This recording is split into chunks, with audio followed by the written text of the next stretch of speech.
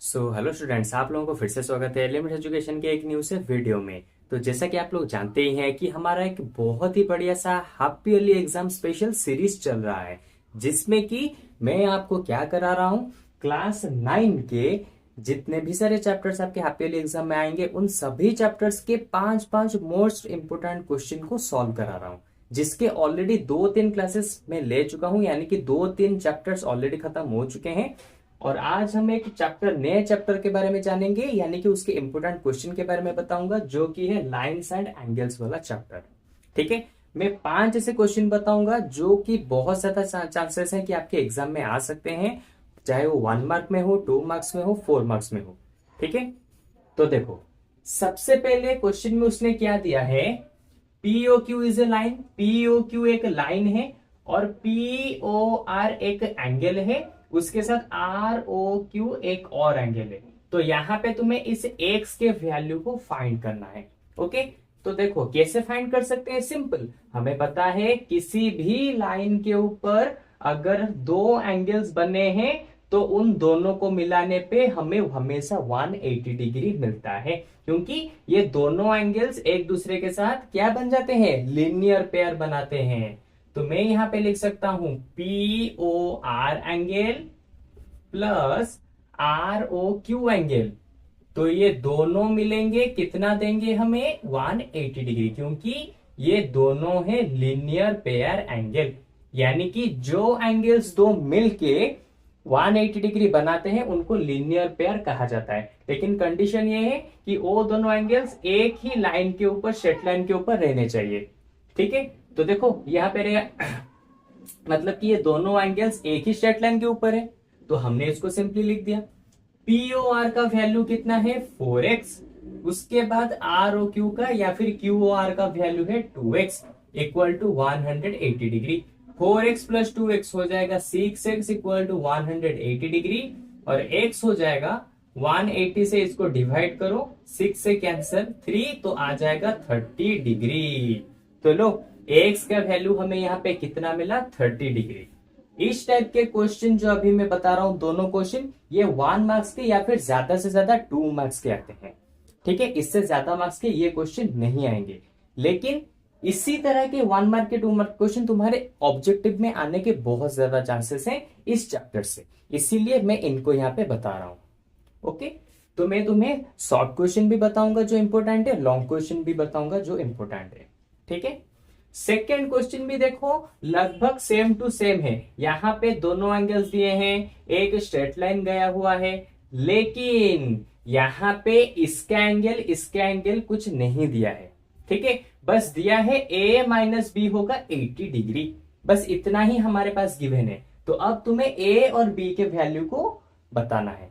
तो ये वाला देखो थोड़ा सा डिफरेंट था, यहाँ पे 4x 2x इस तरह से था, यहां पर भी थोड़ा सा डिफरेंस है, लेकिन यहां पे जैसे हमने इसको सॉल्व किया, यहां पर भी बिल्कुल हूबहू ऐसे ही सॉल्व करना है। कैसे, P O R angle P O R plus angle R O Q दोनों मिलके हमें कितना देंगे, 180 डिग्री देंगे, क्योंकि ये दोनों लीनियर पेयर एंगल्स हैं। खत्म। फिर देखो, पी ओ आर यानी कि ए, आर ओ क्यू यानी कि बी, तो a प्लस बी कितना हो गए, 180 डिग्री। यहां पे दिया है a माइनस बी कितना हो गए, 80 डिग्री। ठीक है, तो लो यहां पे a प्लस बी का वैल्यू मिल गया, a माइनस बी का वैल्यू भी यहां पे मिल गया। अभी मैं क्या करूंगा, इसको नेम दे देता हूं इक्वेशन 1, इसको नेम दे देता हूं इक्वेशन 2। अब क्या करना है, एडिंग इक्वेशन 1 एंड इक्वेशन 2। जब तुम इन दोनों को ऐड करोगे तो आंसर कैसे आएगा, देखो, a plus B equal to 180 degree, a minus B equal to 80 degree. तो देखो एडिशन करना है ना, तो plus B minus B cancel, a के साथ a को मिलाओ तो 2a equal to 180 degree plus 80 degree, तो कितना हो जाएगा, 260 डिग्री हो गया। तो इसके बाद देखो 2a इक्वल टू 260 डिग्री, तो इसका मतलब a का वैल्यू कितना हो जाएगा, a का वैल्यू हो जाएगा 2 को लेके यहाँ पे डिवाइड कर दो, 260 डिवाइडेड बाय 2, तो आंसर आएगा 130 डिग्री। तो लो ए का मिल गया 130 डिग्री। अब ए की वैल्यू को पुट करो या तो यहां पे या फिर यहां पे। ठीक है, तो मैं क्या करूंगा, ए के वैल्यू को मैं यहां पे पुट कर देता हूं, तुम्हारी मर्जी, कहीं पर भी पुट कर सकते हो। तो A minus B equal to 80 degree. ठीक है, ए का वैल्यू कितना है 130 degree, minus B equal to 80 degree. ठीक है, 80 डिग्री को इस तरफ ले आओ तो हो जाएगा 130 डिग्री माइनस 80 डिग्री, और माइनस बी को उस तरफ ले आओ, ये हो जाएगा प्लस बी। तो देखो 130 से 80 जाएंगे तो कितना बचा 50 डिग्री, यहां पे है इक्वल टू बी। तो देखो बी का कितना हमें मिला 50 डिग्री। और देखो मैंने तुम्हें पहले ही कहा था ये दोनों एंगल्स लीनियर पेयर बनेंगे, दोनों को मिलाओगे 180 डिग्री मिलेगा, मतलब मिलेगा। तो देखो यहाँ पे 130 प्लस 50 डिग्री हो गया 180 डिग्री। ठीक है, तो ये तो हो गए हमारे कुछ शॉर्ट क्वेश्चन 1-2 मार्क्स वाले। अब देखते हैं 3 मार्क्स वाले 4 मार्क्स वाले क्वेश्चन कैसे आते हैं। ठीक है, तो ये दोनों क्वेश्चन यहाँ पे खत्म। अब चलते हैं बाकी 3 क्वेश्चन की तरफ। तो सबसे पहले मैं इन सभी को इरेज कर देता हूं। ओके, तो देखो इस टाइप के जो क्वेश्चन है हमारे एग्जाम में 3 to 4 मार्क्स के आते हैं, इस टाइप के लॉन्ग क्वेश्चन। इसके बाद लास्ट में मैं एक और क्वेश्चन बताऊंगा, क्योंकि ये तो 4 क्वेश्चन ही हुए। लास्ट वाला जो क्वेश्चन होगा उसमें तुम्हें प्रूव करने के लिए कुछ दिया होगा, फाइंड आउट करने के लिए कुछ नहीं दिया होगा, क्योंकि ऑलरेडी हम 4 नंबर करेंगे जिसमें कि तुम्हें एंगल्स वगैरह हो या फिर किसी का वैल्यू हो उसे फाइंड आउट करना है। और लास्ट वाला जो होगा वो मैं तुम्हें बताऊंगा एक प्रूव करके। ठीक है, जो कि तुम्हारे एनसीईआरटी बुक में भी है, लेकिन वो थोड़ा सा इंपॉर्टेंट है क्योंकि उसे करने में थोड़ा सा दिमाग वगैरह लगाना पड़ता है, तो इसलिए मेरे हिसाब से वो मुझे बहुत ज्यादा इंपॉर्टेंट लगा। ठीक है, वैसे तो और भी नंबर्स हैं जो कि इंपॉर्टेंट है एनसीईआरटी बुक में, जो कि आ सकते हैं एग्जाम में, लेकिन उसको थोड़ा सा इजी भी है और उसको समझने में भी मजा आएगा। ओके, तो देखो सबसे पहले नंबर 3 को और 4 को खत्म करते हैं, फिर नंबर 5 की तरफ बढ़ेंगे। नंबर 3 में दिया फाइंड वाई, तो यहां से तुम्हें y के वैल्यू को फाइंड आउट करना है। ठीक है, तो देखो कैसे फाइंड आउट कर सकते हैं इजीली। ये है अगर 5y, तो ये वाला भी कितना हो जाएगा, ये वाला भी हो जाएगा 5y। क्यों, एंगल AOF इक्वल होगा एंगल EOB के साथ, एंगल EOB के साथ। क्यों, वर्टिकली ऑपोजिट एंगल। ठीक है, तो इसका मतलब AOF अगर 5y है तो EOB भी यहां पे 5y ही होगा। ठीक है, हो गया। अब देखो y के वैल्यू निकालने के लिए हम क्या करेंगे, इस पार्ट को भूल जाओ। ठीक है, यहां पे देखो ये वाला एक स्ट्रेट लाइन है CD, और CD लाइन के ऊपर जितने भी एंगल्स बने हैं उन सबको प्लस करने पे कितना मिलेगा 180 डिग्री। क्योंकि मैं तुम्हें बार बार बता चुका हूं, एक स्ट्रेट लाइन के ऊपर तुम जितने भी एंगल्स को ड्रॉ करो, इन सभी एंगल्स को जब तुम मिलाओगे 180 डिग्री तुम्हें हमेशा मिलेगा। ओके, तो उसी रूल को हम यहां पे यूज करेंगे। कैसे, देखो CD स्ट्रेट लाइन के ऊपर कौन कौन है, angle 4y plus angle 5y plus angle 3y equal to 180 degree. मैं यहाँ पे डायरेक्ट एंगल का नेम मतलब कि लिख रहा हूं, एंगल के ये जो गिवन है उसको लिख रहा हूं, लेकिन तुम्हें सबसे पहले क्या करना है, angle COE plus EOB plus BOD इस तरह से लिखना पड़ेगा। ओके, उसके बाद जाके उसके वैल्यू को तुम पुट करोगे, क्योंकि अभी बस मैं समझा रहा हूं, टाइम वेस्टिंग करना नहीं चाहता, इसलिए मैं इस तरह से लिख दिया। फिर देखो यहाँ पे ये हो जाएगा 4 3 4, ये 3 7, 7 प्लस 5 12, तो 12y इक्वल टू 180 डिग्री। तो y कितने हो जाएंगे, तो y हमारे हो जाएंगे कितने 180 डिवाइडेड बाय 12, तो 12 से करेंगे तो मुझे लगता है कि 15 से कैंसिल हो जाएगा, 5 2 10, 5 2 10, 2 1 2, ये 1 3, 5 1 5, 1 1 1, 180, हाँ ये कैंसिल हो जाएगा 15 से। ठीक है, तो y का वैल्यू हमें यहाँ पे कितना मिला 15। तो लो नंबर 3 यहाँ पे खत्म हो गया। अब चलते हैं नंबर 4 की तरफ।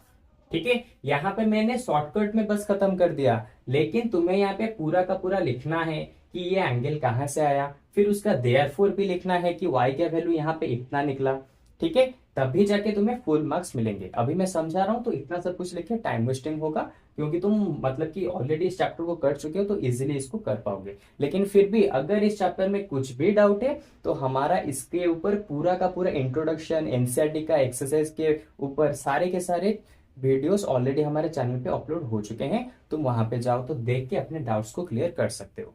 ओके, फिर देखो नंबर 4 में क्या दिया है, एंगल लाइन एम पैरेलल होगा लाइन एन के साथ, और एंगल 1 दिया है 62 डिग्री, ये वाला एंगल है 62 डिग्री। तो एंगल 6 और एंगल 7 कितना होगा तुम्हें बताना है। ठीक है, तो सबसे पहले देखो एंगल 1 इक्वल होगा एंगल 3 के साथ, क्यों, वर्टिकली अपोजिट एंगल, यानी कि एंगल 3 भी हो जाएगा 62 डिग्री। तो लो एंगल 3 हो गया 62 डिग्री। या फिर कुछ डाउट? सिंपल, हमें पहले से पता है कि वर्टिकली अपोजिट एंगल हमेशा इक्वल होते हैं। इसके बाद देखो एंगल 3 किसके साथ इक्वल होता है, एंगल 7 के साथ इक्वल होगा, क्योंकि देखो एंगल 3 इस तरफ देख रहा है, एंगल 7 भी इस तरफ देख रहा है, इसीलिए इन दोनों को कहा जाएगा कॉरेस्पॉन्डिंग एंगल्स। तो एंगल 3 इक्वल होगा एंगल 7 के साथ, रीजन होगा कॉरेस्पॉन्डिंग एंगल्स। ठीक है, इसके बाद देखो एंगल 3 तो है 62 डिग्री, इसका मतलब एंगल 7 भी हो गया 62 डिग्री। तो पहला वाला का आंसर हमें मिल गया एंगल 7 का। एंगल 6 का अभी हमें चाहिए। फिर से लीनियर पेयर वाला देखो, अगर ये एक स्ट्रेट लाइन है तो स्ट्रेट लाइन के ऊपर जो दोनों एंगल्स बनते हैं उन दोनों एंगल्स को ऐड करोगे तो तुम्हें 180 डिग्री मिलेगा, हमें पहले से पता है। तो मैं क्या लिखूंगा, angle 6 plus angle 7 equal to 180 degree, क्योंकि ये दोनों के दोनों लीनियर पेयर बनाते हैं। एंगल 7 का वैल्यू है 62 डिग्री और एंगल 7 का वैल्यू 62 डिग्री, मैंने इसको लिख दिया 62 डिग्री। एंगल 6 हो जाएगा 62 इस तरफ आके माइनस हो जाएगा 180 डिग्री माइनस 62 डिग्री। अब देखो एंगल 6 कितना हो जाएगा, 180 से 62 जाएगा तो 10 से 2 जाएगा तो 8, फिर बचा यहाँ पे 7, 7 से 6 जाएगा तो 1, ये हो गया 1। तो लो एंगल 6 का भी वैल्यू यहाँ पे मिल गया। क्योंकि ये 3 मार्क्स और 4 मार्क्स वाले क्वेश्चन है तो यहाँ पे तुम्हें पूरा नेम वगैरह मेंशन करना है और अच्छे से डिटेलिंग करके लिखना है। मैं बस शॉर्टकट में तुम्हें समझा रहा हूं कि कैसे सॉल्व कर सकते हो। ओके, तो चलो 3 और 4 तो खत्म हो गए, अब हम लास्ट वाले क्वेश्चन को देखेंगे नंबर 5 की तरफ। तो सबसे पहले मैं इसको इरेज कर देता हूं। तो देखो ये है हमारा लास्ट वाला क्वेश्चन, जिसमें कि दिया है पी क्यू आर इक्वल होगा पी आर क्यू के साथ, यानी कि पी क्यू आर ये वाला इक्वल होगा पी आर क्यू इस वाले एंगल के साथ, पहले से इक्वल है, ये गिवन है। तो अभी तुम्हें प्रूव करना है P Q S equal to P R T, यानी कि पी क्यू एस यानी कि ये वाला एंगल इक्वल होगा इस वाले एंगल के साथ, ये तुम्हें प्रूव करना है। ओके, ये वाला क्वेश्चन तुम्हारे एनसीईआरटी बुक में भी दिया है, मुझे थोड़ा सा ये इंपॉर्टेंट लगा। ठीक है, इंपॉर्टेंट यानी कि देखा जाए तो बहुत ही छोटा सा क्वेश्चन है, लेकिन फिर भी थोड़ा सा मुझे इंपॉर्टेंट लगा। बहुत बार एग्जाम में मैंने देखा है बहुत सारे क्वेश्चन वगैरह में इसको डालते हैं, इसीलिए मैं यहाँ पे इसको समझा रहा हूँ। ऐसे तो और भी बहुत सारे क्वेश्चन है जो कि इससे भी ज्यादा मतलब कि इंपॉर्टेंट है, इससे भी ज्यादा डिफिकल्ट है, लेकिन क्योंकि ये बहुत बार क्वेश्चन में आ चुका है इसीलिए मैं इसको बताने जा रहा हूं। ओके, तो देखो सबसे पहले देखो यहाँ पे वही लीनियर पेयर वाले चीज को यूज करेंगे, क्या, P Q are angle, P Q are angle plus P Q S angle, P Q S angle दोनों हो जाएंगे 180 डिग्री, क्योंकि ये दोनों एक साथ मिलके लीनियर पेयर बनाते हैं। इसको मैं दे देता हूं इक्वेशन 1। फिर यहां पे देखो P R Q angle, P R Q angle plus P R T angle, P R T angle, ये दोनों भी मिलके क्या बनाएंगे 180 डिग्री, क्योंकि ये दोनों भी लीनियर पेयर वाले एंगल है। ठीक है, इसको मैं दे देता हूं इक्वेशन 2। ओके, अब देखो इक्वेशन 1 और 2 से कुछ पता चला? अरे सिंपल है, ये दोनों एक दूसरे के साथ इक्वल होंगे। क्यों? अरे ये वाला पार्ट इक्वल है 180 के साथ, ये वाला पार्ट भी इक्वल है 180 के साथ, तो इसलिए मैं लिख सकता हूं from equation 1 and 2 we conclude this part equal to this part, यानी कि P Q R plus P Q S equal होगा P R Q plus P R T के साथ। ओके अच्छा, अब देखो पी क्यू आर किसके साथ इक्वल है, पी आर क्यू के साथ, ऑलरेडी गिवन है, तो मैं क्या करूंगा पी क्यू आर के बदले में पी आर क्यू लिखूंगा, तो इस साइड में पी आर क्यू और इस साइड में पी आर क्यू दोनों एक दूसरे के साथ इक्वल हो जाएंगे। अब मैं ऐसा क्यों कर रहा हूं तुम्हें आगे चल के पता चलेगा। देखो पी क्यू आर को जब मैं लिखूंगा पी आर क्यू, क्योंकि ऑलरेडी गिवन है, ये जैसा था वैसा रहा, पी क्यू एस, ये हो गया पी आर क्यू, ये हो गया पी आर टी।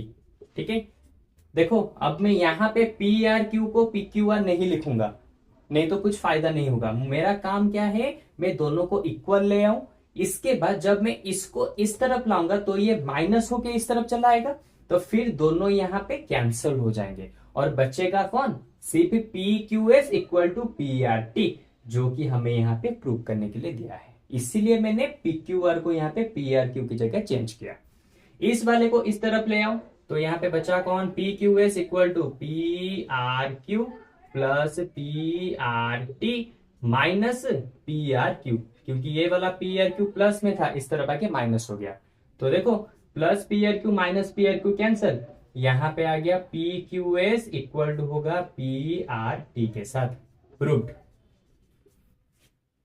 देखा कितना छोटा सा हमारा प्रूव करने के लिए पार्ट था, ये बहुत ही छोटा सा था, लेकिन इसमें बहुत सारे समझने के लिए भी क्वेश्चन है। ठीक है, अगर तुम इस तरह के क्वेश्चन को बहुत बार मतलब कि प्रैक्टिस कर लेते हो तो तुम्हारे एग्जाम बहुत ज्यादा अच्छे हो जाएंगे इस बार के हाफ ईयरली एग्जाम। ओके, तो मैं सबसे ज्यादा रेकमेंड करूंगा तुम्हारे एनसीईआरटी बुक में जो क्वेश्चन है उसको सबसे ज्यादा प्रैक्टिस करो, क्योंकि उसी में से ही कुछ भी हो जाए क्वेश्चन तो आएंगे ही आएंगे। ठीक है, तो चलो आज के क्लास में हम लोगों ने क्लास 9 के लाइंस एंड एंगल्स के लिए तुम्हारे हैप्पी ईयरली एग्जाम में क्या क्या क्वेश्चन आ सकते हैं उन 5 क्वेश्चन के ऊपर हमने डिस्कस कर लिया। अब इसके अगले वाले क्लास में हम क्या करेंगे, इसके एक नेक्स्ट वाला चैप्टर जो तुम्हारे हैप्पी ईयरली एग्जाम में आने वाले होंगे, उस चैप्टर के 5 इंपोर्टेंट क्वेश्चन को क्या करेंगे, हम उसे खत्म करेंगे। इसी तरह से हमारा ये सीरीज चलता रहेगा जब तक कि तुम्हारा पूरा का पूरा हैप्पी ईयरली के लिए जो सिलेबस है हम खत्म नहीं कर देते। इसी तरह से हमारे क्लास चलते रहेंगे। ओके, अब मुझे लगता है कि इसमें तो तुम्हारा कुछ भी डाउट नहीं रहा होगा, लेकिन अगर फिर भी कुछ डाउट है तो सिंपली हमारे वेबसाइट के ऊपर जाओ और वहां पे हमारे फ्री लाइव क्लासेस को ज्वाइन कर लो, जहां पे मैं तुम्हारे साथ डायरेक्टली बात करके तुम्हारे सारे के सारे डाउट्स को क्लियर कराऊंगा। ओके, तो चलो आज के क्लास में बस इतना ही। अब मिलेंगे एक न्यू से चैप्टर के साथ 5 मोस्ट इंपोर्टेंट क्वेश्चन के साथ। ओके, तो चलो बाय बाय।